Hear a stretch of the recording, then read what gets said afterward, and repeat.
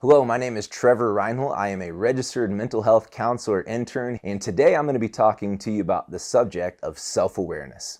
So in a recent research study done by Cornell University looking at 72 of the top corporate executives in the world, we might assume that these leaders had things like great charisma and vision or strategic thinking ability. However, the research showed that the number one contributor to the overall success of these leaders was actually self-awareness.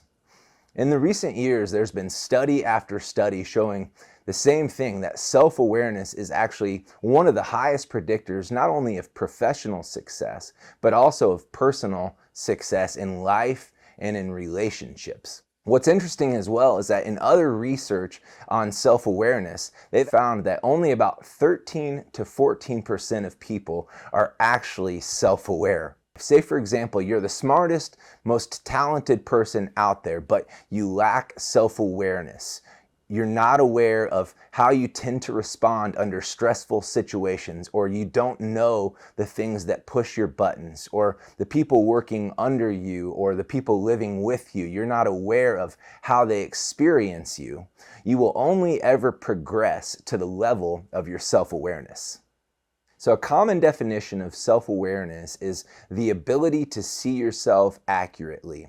And while I think this is a helpful definition, I think we can take it a step further. My working definition of self-awareness is the ability to see yourself and what's going on within you in real time and to manage yourself in the moment. So for example, let's say that you get an email from a boss or a colleague that already rubs you the wrong way, and that email sort of just sets you off. Or a spouse or a partner at home unknowingly makes a joke that rubs you the wrong way. And before you automatically react and get defensive to protect yourself, instead you catch yourself in the act. You take a step back, you observe what's going on, and you manage your response. This level of self-awareness, I believe, is the key difference between good leaders and great leaders, even between good relationships and great relationships. And while there's no exhaustive list or magic formula for developing self-awareness, I'm going to share just a few helpful practices that have really helped me and have also helped others in their own journey toward greater self-awareness. So first, learn how to just slow down in the moment. Rather than reacting, just stop, don't do anything, take a few deep breaths, and this will help you stay calm and regulated. Second, learn how to step outside yourself, and this might seem weird, but picture yourself just standing in the corner of the room as an observer, just observing yourself rather than a participant caught up in the heat of the moment. Next, learn to notice what's happening within you. So here it's important to actually learn how to tune into and recognize your thoughts, your feelings, even the sensations in your body.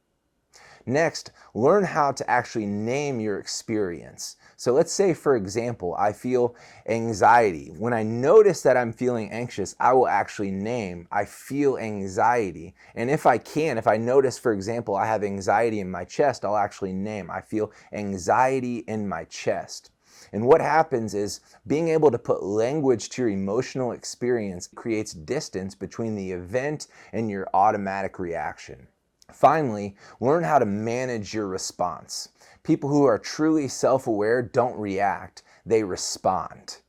People who are truly self-aware have done the hard work and they've learned how to manage their emotions so that their emotions don't manage them.